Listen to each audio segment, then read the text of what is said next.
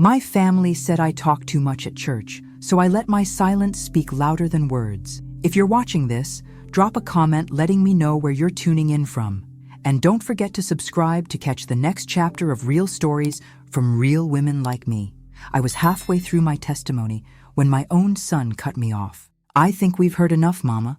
Other people want to share too."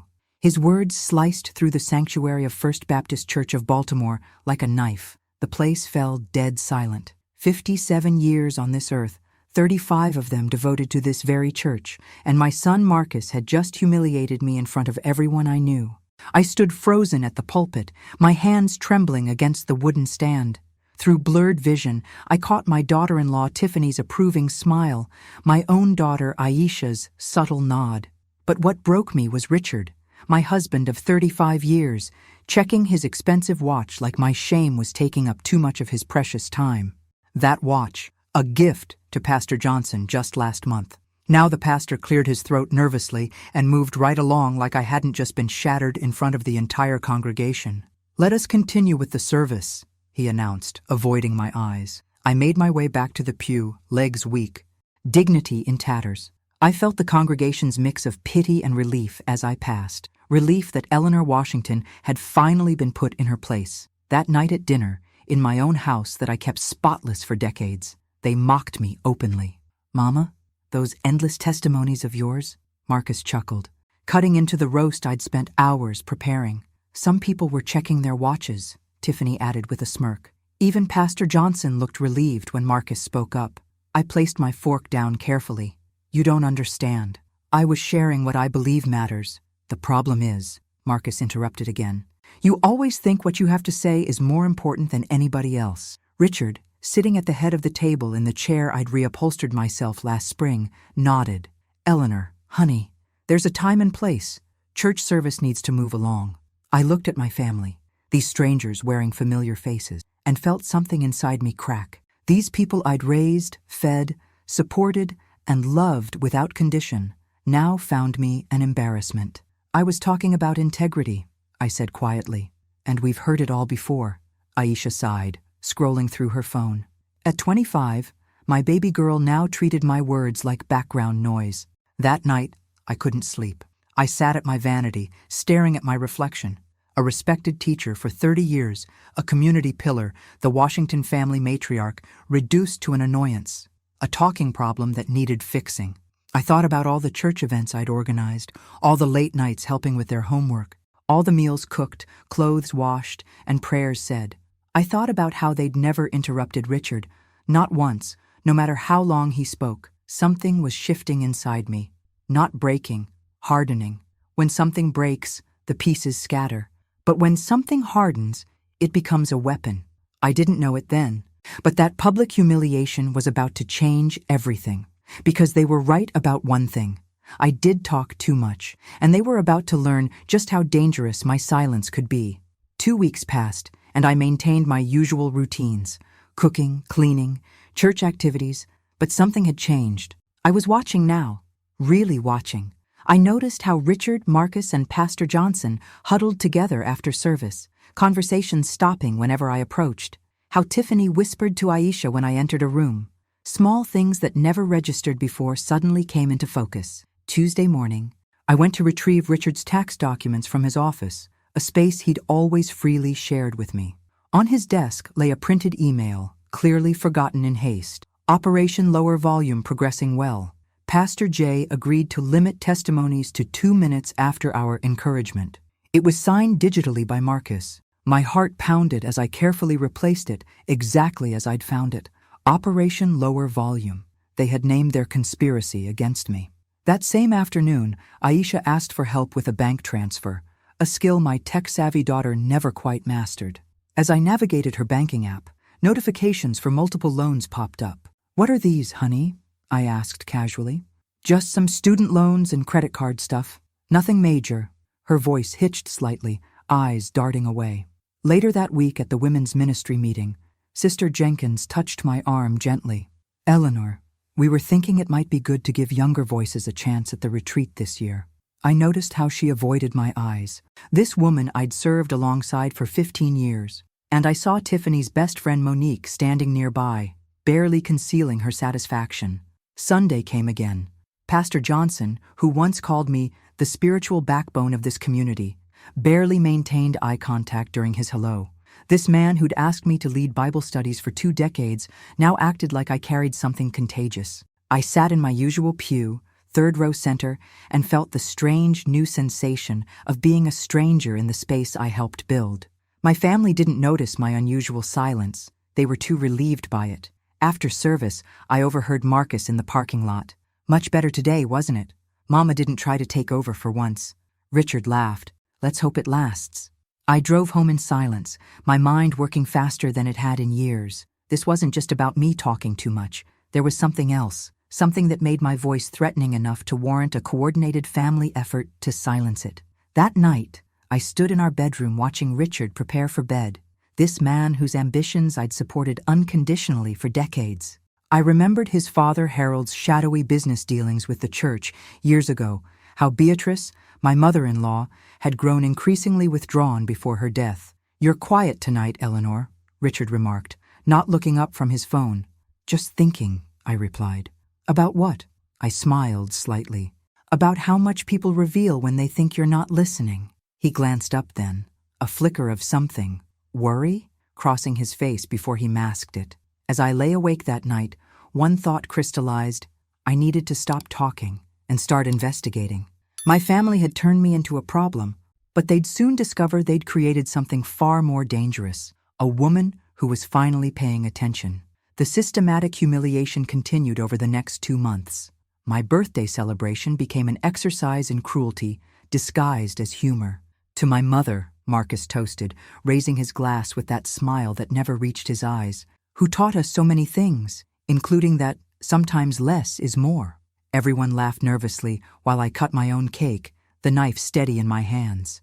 Richard now regularly cut me off with, "Eleanor, darling, I think we get the point," whenever I spoke more than a few sentences. Each time, a little spark of anger joined the hardening mass inside me. I discovered I'd been removed from the Sunday school teaching rotation, a position I'd held for 15 years, when I saw the new schedule in the church newsletter. The article listed fresh voices bringing new perspectives as the reason. When I confronted Pastor Johnson in his office, he couldn't meet my eyes. "The council thought you might need a break, Sister Eleanor. You know how it is. New talents need space to grow." Behind him on his desk sat a new photo, Pastor Johnson, Richard, and Marcus, on an exclusive golf course I'd never heard mentioned. The pastor's new Rolex gleamed as he nervously adjusted his sleeve. "I understand," I said quietly, noting how relief flooded his face at my apparent submission. That Sunday, I studied the church dynamics with new eyes. The council members nodding along to Pastor Johnson's sermon about stewardship and trustworthy handling of God's resources were predominantly Richard and Marcus's business associates, all installed within the last 3 years. I began connecting dots that had always been present but never assembled into a pattern. The following week, while searching for tax documents in Richard's office, I found a strange key in a rarely used drawer. Curiosity led me to the attic, where behind boxes of Christmas decorations stood a locked trunk I'd never noticed before. Inside lay my mother-in-law Beatrice Washington's diary, preserved alongside old church documents. The journal, spanning from 1995 until her death in 2010, revealed a shocking history. Beatrice, too, had been systematically silenced when she began questioning her husband Harold's suspicious business dealings with the church. "Today, Harold told me a good Christian wife doesn't question her husband about finances," one entry read. "But I've seen the numbers. The community center construction money doesn't match the approved budgets." Later entries detailed how Harold, a respected businessman and deacon, had created a scheme using the church for business networking and contract manipulation through associated companies. The most recent entries mentioned Richard taking over after Harold's death in 2010. Richard promised Harold on his deathbed he would maintain the special arrangements with the church. Now Marcus is being groomed to continue what they call the family tradition. The diary ended with a chilling warning. They silence because they fear the truth would destroy the facade of righteousness they've so carefully constructed. If only I had found my voice sooner. I sat in that dusty attic until dawn broke, a terrible clarity taking shape. I wasn't being silenced just for talking too much. My frequent reflections on integrity, justice, and transparency during testimonies represented an unconscious threat to the family empire built on faith manipulation. As I carefully replaced everything and descended the stairs, I felt strangely calm. For 15 years, Richard had been using the church just as his father had, and my son had joined the family business. Now I understood what I was truly fighting against, and why my silence might become my most powerful weapon. For the next 2 weeks, I processed my discovery while carefully crafting my plan. I briefly considered seeking outside help, perhaps a lawyer or older congregation members, but quickly realized that without concrete evidence, it would be my word against a respected family and an influential pastor. Besides, publicly exposing the scheme could destroy the church I loved and harm innocent people who depended on its community programs. On Sunday, I surprised my family by remaining completely silent during the service, just observing. I caught Marcus and Richard exchanging approving glances. Today's service was so peaceful, don't you think? Richard commented on the drive home, his hand patronizingly patting my knee. I began responding only with short, essential phrases, drastically changing my communication style. When asked if something was wrong, I simply smiled and said, "I'm learning to listen more." Each morning, I woke an hour earlier to access Richard's office before he rose, discreetly photographing incriminating documents with my phone. I utilized my position as household manager to access emails and messages when family members carelessly left devices unlocked, a common occurrence, as they never suspected that chatty Eleanor would have any interest in spying. At night, while everyone slept, I diligently researched financial fraud in religious institutions, applying my administrative experience from 12 years as a school financial director, a position my family frequently dismissed as just administrative work. One evening, Aisha knocked on my bedroom door, finding me reading instead of watching my usual TV shows. "Mama, are you okay? You've been so quiet lately." I looked up from my book, ironically, a mystery novel about family secrets. "I'm fine, baby. Just taking everyone's advice to heart." She lingered in the doorway, uncertainty crossing her face. "About the church thing, we didn't mean—" "It's all right," I interrupted gently. "Y'all were right. Sometimes less is more." As she left, I returned to my reading, but my mind was elsewhere, calculating, planning, preparing. I thought about the Eleanor they thought they knew, predictable, harmless, a woman whose greatest sin was talking too much at church. They had no idea who I really was, a woman who'd managed school budgets for years, who caught every accounting discrepancy, who could organize complex systems in her sleep. They dismissed my career as unimportant, never bothering to understand what skills I'd developed. Their biggest mistake wasn't silencing me, it was underestimating me. During Sunday dinner the following week, Marcus brought up the church's renovation project, a $380,000 initiative to upgrade the community center. "Everything's on track," he reported proudly. "The council has complete confidence in our contractors." I nodded agreeably, while noting how his eyes slid away from mine when he mentioned the budget. Another piece clicked into place. That night, I created a secure digital filing system for the evidence I was gathering, organized with the same meticulous care I once applied to school financial records. I set up a separate email account and cloud storage under a name they'd never guess. When Richard asked why I spent so much time in silence these days, I answered softly, "Sometimes we can only understand the truth when we stop talking." He looked momentarily unsettled before his face relaxed into relief. Poor Eleanor, finally accepting her place. Little did he know that my silence wasn't surrender, it was reconnaissance. After a month of calculated silence, my new behavior began provoking revealing reactions. Elder church members started approaching me after services. "We miss your wisdom in Bible studies, Sister Eleanor." Pastor Johnson, visibly nervous, asked if I was ill during a chance meeting at the grocery store. His relief when I assured him I was fine physically couldn't hide his underlying anxiety. At home, family dynamics shifted subtly. Richard, initially pleased with my silence, began showing signs of unease when he noticed how attentively I observed everything. "Nothing to say about today's sermon?" he asked ironically during Sunday dinner. I smiled and responded. I was silently reflecting on Proverbs 17:28. Richard, who knew the verse well, Even a fool, when he holdeth his peace, is counted wise, paled slightly. Marcus and Tiffany, visiting for our weekly family lunch, seemed disconcerted by the change. "Mom's so different," I overheard Marcus telling Richard in the living room. "Maybe we went too far," he added, not realizing I could hear them from the kitchen doorway. Aisha was the first to show explicit regret. While helping me garden one afternoon, she asked hesitantly, "Mom, you've been strange lately. Are you angry with us?" I responded calmly, "I'm just respecting your wishes. You wanted me to speak less, so I'm speaking less." Her guilty look didn't escape my notice. During a Bible study on Esther, who strategically used silence and patience before revealing truth that would save her people, I remained quiet, but my eyes never left Marcus, who shifted uncomfortably in his chair. My silence was disarming them more than my words ever had. One evening, Richard found me in his office organizing files, a task I'd always handled. "What are you doing in here?" he asked too sharply. "Just organizing, like always," I replied mildly, closing a drawer containing documents I'd already photographed. "Tax season's coming." He relaxed visibly. "Right, of course." As he turned to leave, I added, "I moved some files to the bottom drawer. They were getting mixed up with the church renovation paperwork." He froze momentarily before nodding and walking out. That night, I heard him in his office until late, frantically searching through papers. Meanwhile, my investigation progressed systematically. I discovered that the renovation project involved significantly inflated contracts with companies connected to the Washington family through shell corporations. Money flowed in circles, with each rotation leaving a percentage in my family's pockets.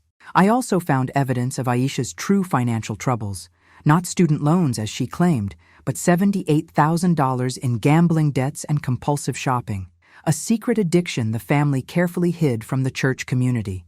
Most disturbing was finding emails where my family explicitly discussed managing the mom problem, and Richard suggesting I might need psychiatric help if she keeps insisting on drawing attention to herself. In one particularly cruel message, Marcus wrote, "If we can get Pastor Jay to suggest counseling for her, we can gradually diminish her influence without looking like the bad guys." Each discovery strengthened my resolve. What had begun as hurt pride had evolved into a mission for justice. When asked by Richard why I spent so much time in silence, I answered simply, "I'm learning that listening reveals far more truth than speaking ever could." He had no idea how right I was. By the 4th month of my silent journey, I began implementing the first phase of my plan. When Marcus announced at family dinner that the church needed volunteers for a new financial oversight committee, "Just a formality," he explained carelessly, I quietly raised my hand.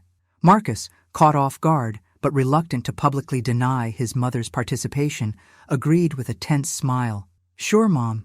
It would be interesting to have your perspective." What my family didn't know was that I was perfectly qualified for this position, having managed an entire school budget for years, experience they had always minimized. Instead of confronting Richard about his lies, I subtly reorganized important documents at home, creating a parallel record of the family's financial activities while gradually digitizing key evidence, storing it in a secure cloud service. At church, my silent but attentive presence became notable. People now sought Eleanor for private counsel, drawn to my newly discovered ability to listen deeply without interrupting. Sister Wilma, the 72-year-old church treasurer who had been systematically marginalized by the new council dominated by Richard's associates, confided her concerns. "Something's not right with the accounts, Sister Eleanor. The renovation project numbers don't add up, but whenever I mention it, I'm treated like a confused old woman." I just nodded understandingly, but later discreetly photographed the detailed notes Wilma kept in her personal notebook. At home, my family became increasingly uncomfortable with my vigilant silence. During dinner, Richard exploded, "Why are you acting this way? What are you trying to prove?" I simply responded, "I'm doing exactly what you asked. Fewer words, more observation." My silence was no longer perceived as submission and began to be felt as a mysterious, potentially threatening force. One Tuesday evening, I attended my first financial committee meeting. Marcus had stacked the group with his allies, but he couldn't exclude Sister Wilma without raising suspicions. I sat quietly, taking meticulous notes while the others discussed the renovation project. "We've allocated $82,000 for electrical upgrades," announced Deacon Phillips, Tiffany's secret lover and committee chairman. I noted how the figure had mysteriously increased from the $65,000 approved just last month. When asked for input, I smiled pleasantly and said, "I'm just here to learn." After the meeting, Sister Wilma approached me in the parking lot. "You see it too, don't you?" she whispered, her aged hands trembling slightly. "The numbers keep changing." I squeezed her hand reassuringly. "Keep your notes, Sister Wilma. Documentation matters." Back home, I found Richard waiting up, unusual for a weeknight. "How was the meeting?" he asked, too casually.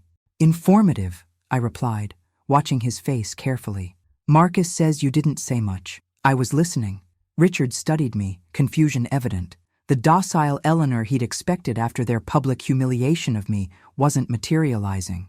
Instead, something unpredictable had emerged. "What game are you playing?" "Eleanor?" he finally asked. I met his gaze steadily. "No game, Richard. Just following the scripture. The wise woman builds her house, but with her own hands the foolish one tears hers down." I left him standing there, wondering which category I fell into, and for the first time in our marriage, genuinely uncertain of the answer. That night, as I updated my growing files of evidence, I realized how thoroughly they had underestimated me. They'd silenced my voice, but awakened my power. And soon, they would discover just how dangerous that miscalculation had been. In the 5th month of my transformation, I intensified my investigation, becoming nearly invisible in my own home, a condition my family had inadvertently created. Using my new status as the silent woman and applying my organizational skills from managing school budgets, I accessed spaces and conversations previously off limits. One Sunday, pretending to leave early for church, I silently returned and overheard a meeting in the home office between Richard, Marcus, and 2 church council members. I discovered that the renovation project was being used to funnel funds through inflated contracts and ghost services to Washington associated companies. The documents in Richard's office, which I methodically photographed during my morning tidying sessions, revealed a pattern of financial manipulation that intensified over the past 15 years. The modest initial values had grown gradually, explaining how the scheme avoided detection for so long. One afternoon, while organizing Aisha's room, a maternal task my daughter always permitted, I found bank statements revealing that Aisha had accumulated $78,000 in debts, not from education as she claimed, but from online gambling and compulsive shopping, an addiction the family carefully concealed from the church community. More disturbing, I discovered Aisha had used my name as collateral for a recent loan, forging my signature. I also accidentally overheard a phone conversation between Tiffany and Deacon Phillips in the garden, revealing their affair. The most painful discovery came in emails discussing explicitly how to manage mother's problem, with Richard suggesting I might need psychiatric help if she continues seeking attention. In one particularly cruel email, Marcus wrote, "If we can get Pastor J to suggest counseling for her, we can gradually diminish her influence without looking like the bad guys." During dinner that evening, Marcus proudly announced receiving a prestigious Community Leadership Award. The nomination came from Pastor Johnson himself, he boasted. "Said I represent the future of our church's vision." I noticed Richard's proud smile, Tiffany's adoring gaze, and Aisha's admiration. For a moment, doubt crept in. Could I really expose the web of lies that held our family together? Would the truth heal, or merely destroy? Then Marcus added, "Even mentioned how our whole family embodies Christian values and integrity." He chuckled, looking directly at me. "Though some of us are better at living it quietly than talking about it constantly." That subtle dig, that casual cruelty, solidified my resolve. This wasn't just about financial fraud. It was about spiritual hypocrisy of the highest order. Later that week, during a financial committee meeting, I broke my observational pattern with one simple question when Marcus presented suspiciously low maintenance estimates for the renovated community center. "Have we consulted Sister Jenkins about these projections?" I asked mildly. Since she managed maintenance budgets for the county school system for 20 years, her input might be valuable. The room fell silent. Marcus recovered quickly, but I'd planted the first seed of accountability. "We'll consider that, Mother," he said tightly. Sister Wilma's eyes met mine across the table, a spark of hope igniting. That night, Richard confronted me in our bedroom. "Marcus says you're being difficult in the committee meetings." I looked up from my Bible. By suggesting expert consultation on maintenance costs? You know what I mean. You're acting different. I'm being thorough, Richard. Isn't that what good stewardship requires? Or does integrity only matter when we're talking about it? Not when we're practicing it? His face hardened. You need to be careful, Eleanor. Don't forget who built everything we have. I met his gaze steadily. I haven't forgotten a thing. In fact, I'm remembering more clearly than ever. As he left the room, I wondered if he heard the warning beneath my words. The day of reckoning was approaching, and none of them were prepared for what Eleanor Washington, the woman they'd tried to silence, had become.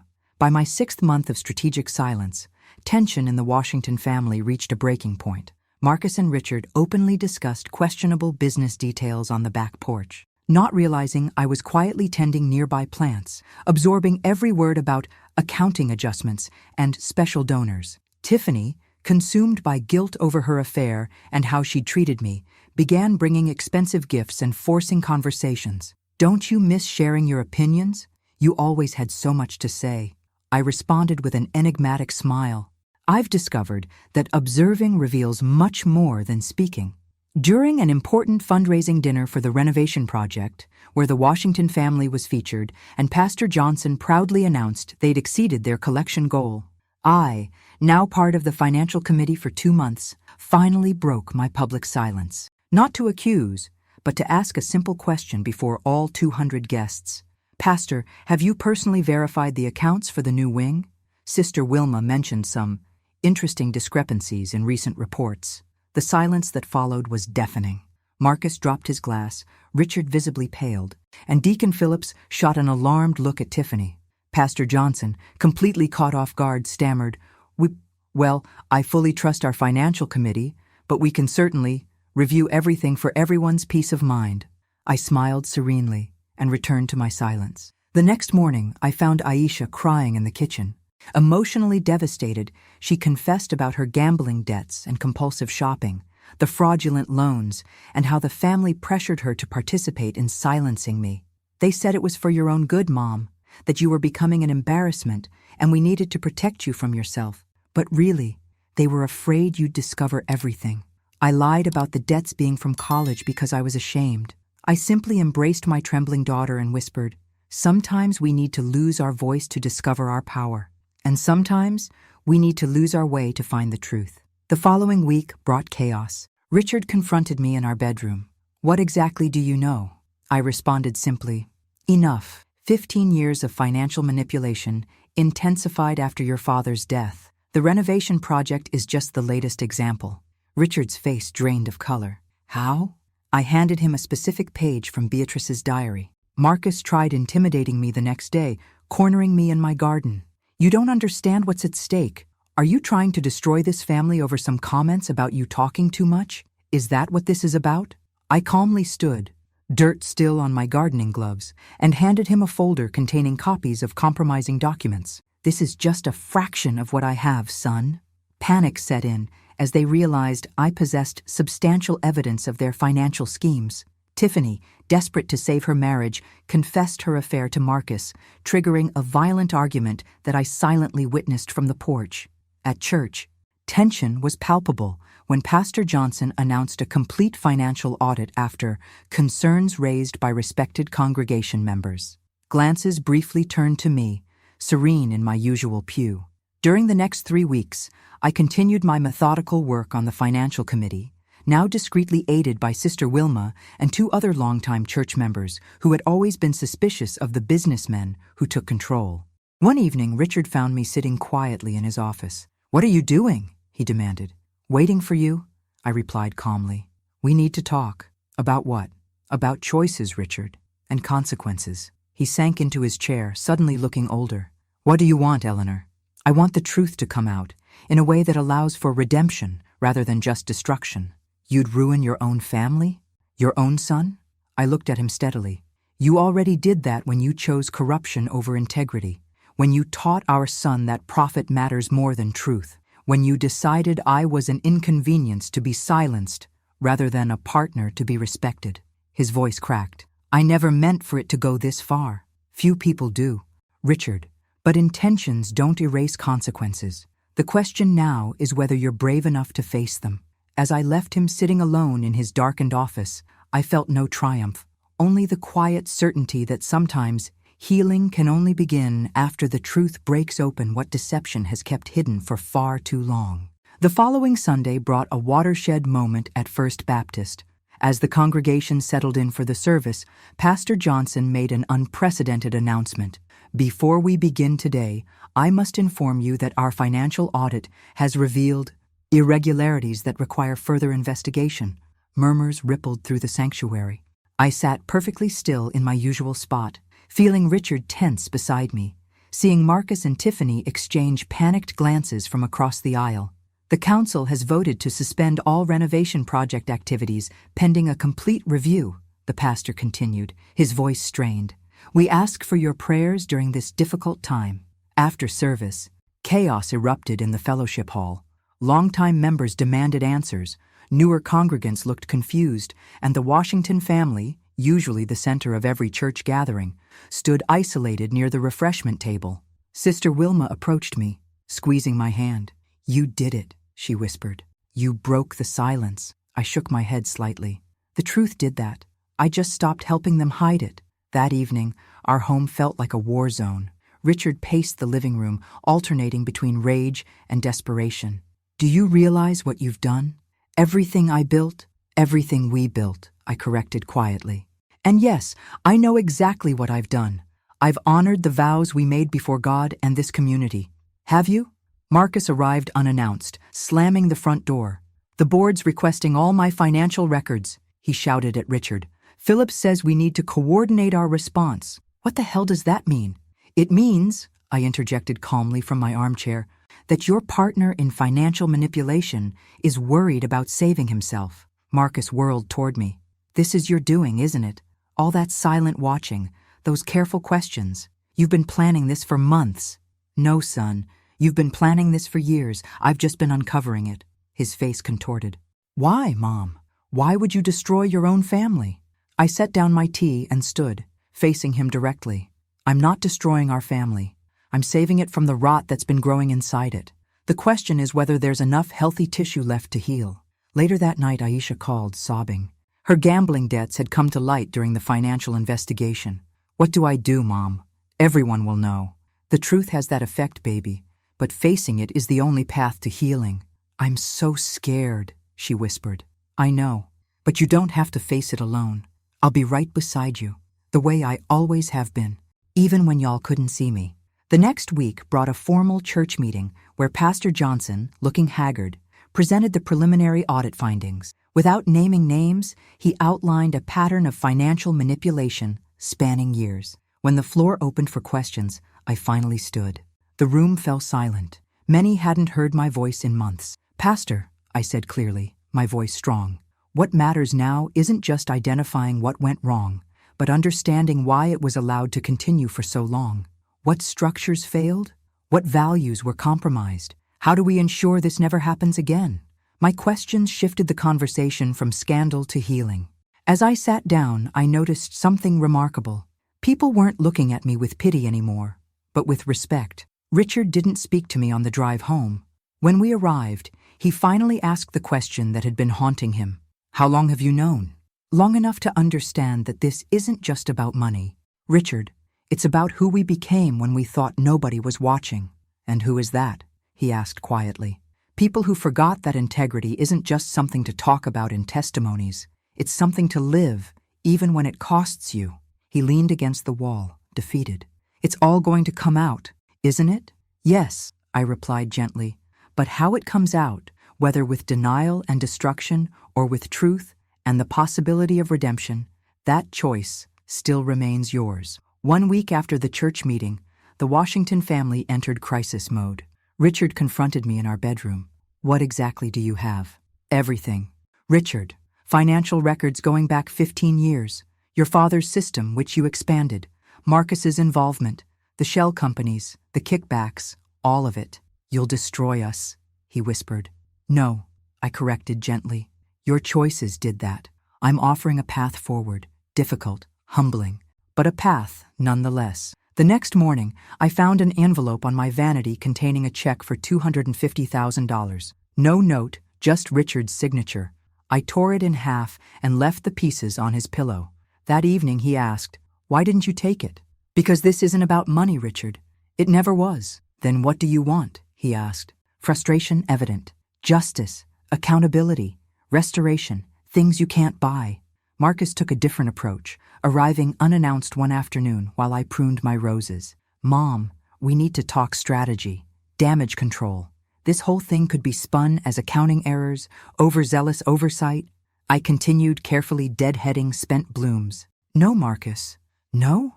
What do you mean, no? Do you understand what's at stake here? My career, Dad's reputation, the family name?" I finally looked up. "I understand perfectly what's at stake. Do you? It's your integrity, your soul, the man I raised you to be." His face hardened. "You think you're so righteous. You have no idea the pressure, the expectations." "To steal from a church?" I interrupted sharply. "To manipulate good people's faith for profit?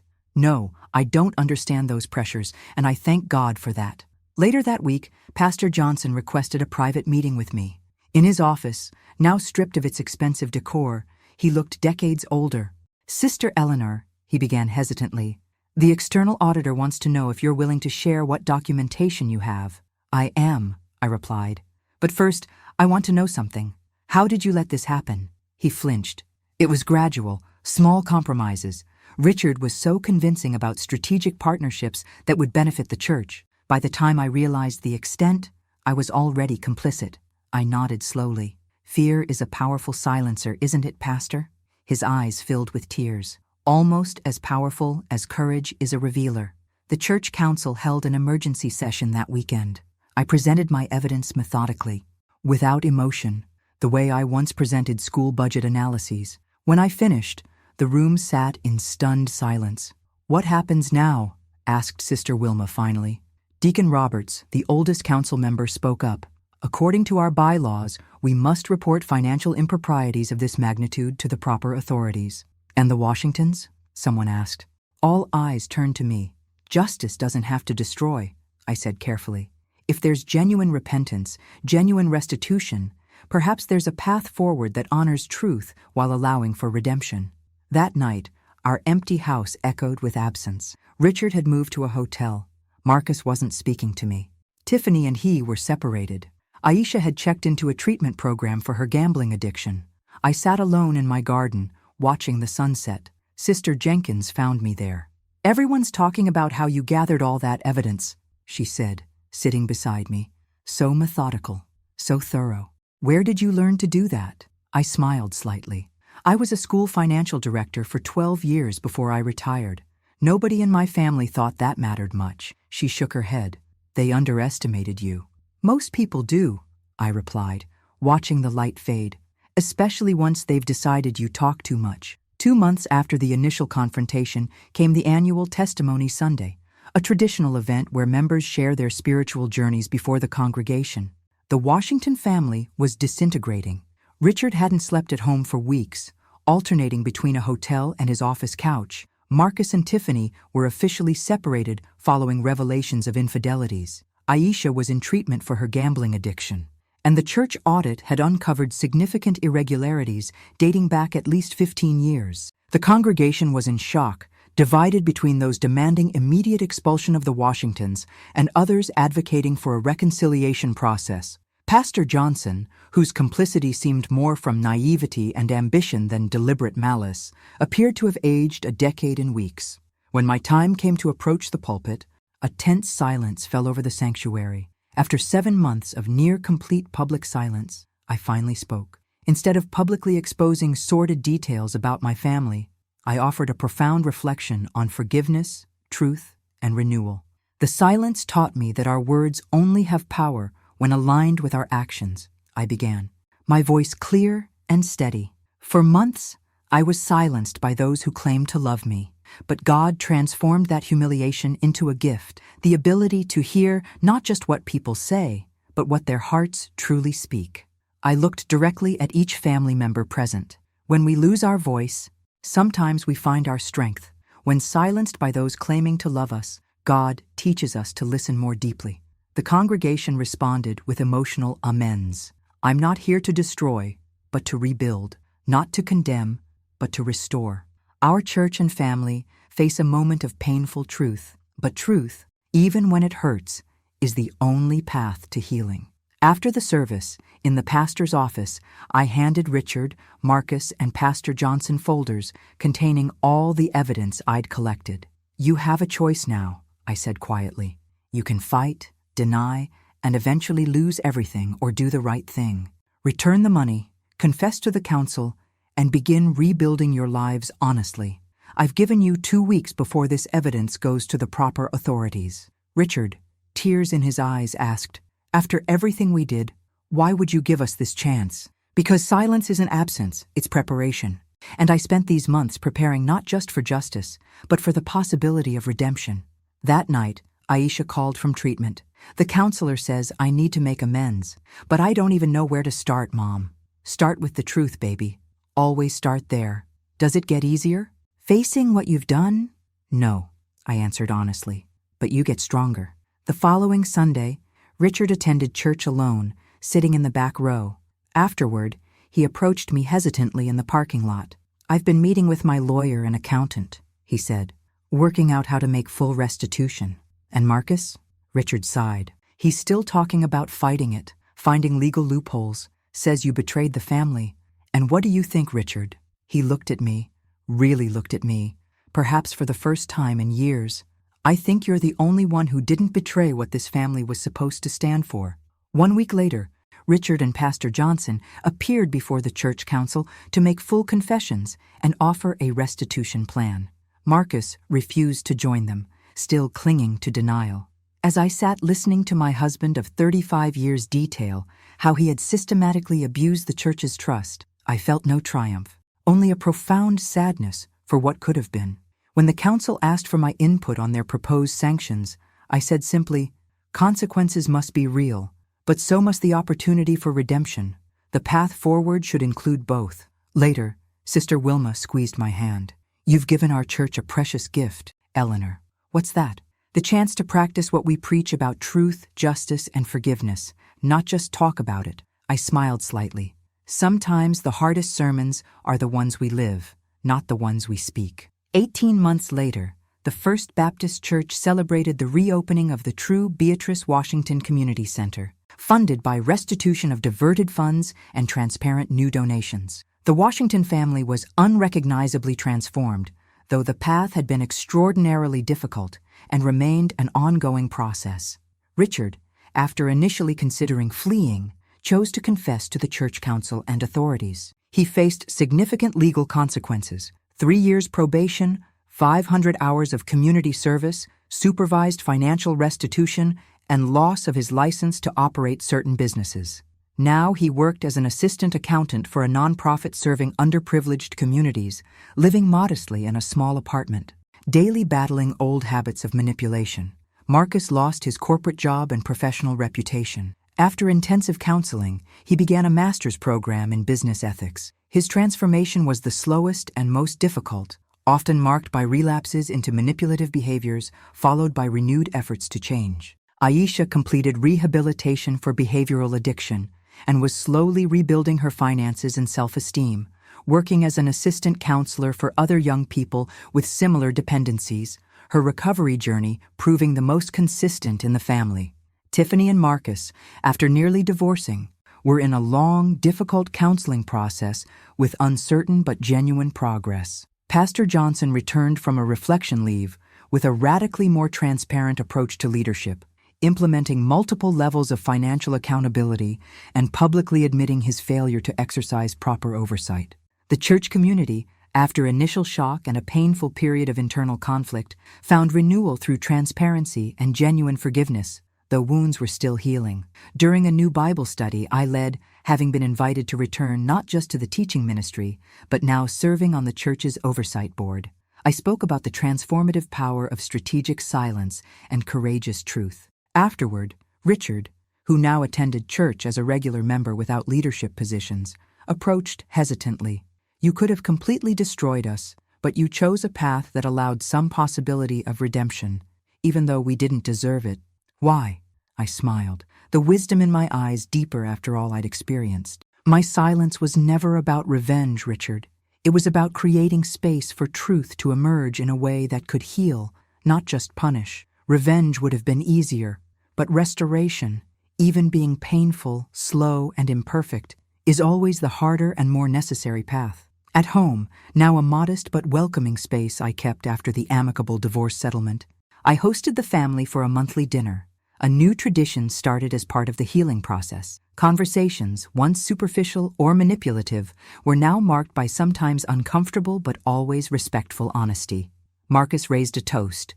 To my mother, who taught us that sometimes the most powerful words are those left unsaid, and that true family love means accountability, not protection of lies. I looked around at my gathered family, deeply flawed but genuinely committed to a painful transformation process continuing day by day, and responded, and that when we finally speak our truth, it must be said with love, even when it hurts. Because words, like silence, have power to destroy or to heal. The choice will always be ours. As conversation flowed around me, I recognized that my voice, temporarily silenced by those who feared its power, now resonated with an authenticity and impact that no one would ever take from me again. The woman who supposedly talked too much at church had found that her silence spoke volumes, and when she finally broke it, the truth it revealed changed everything. Thanks for listening. Don't forget to subscribe and share your story in the comments. Your journey might inspire another queen.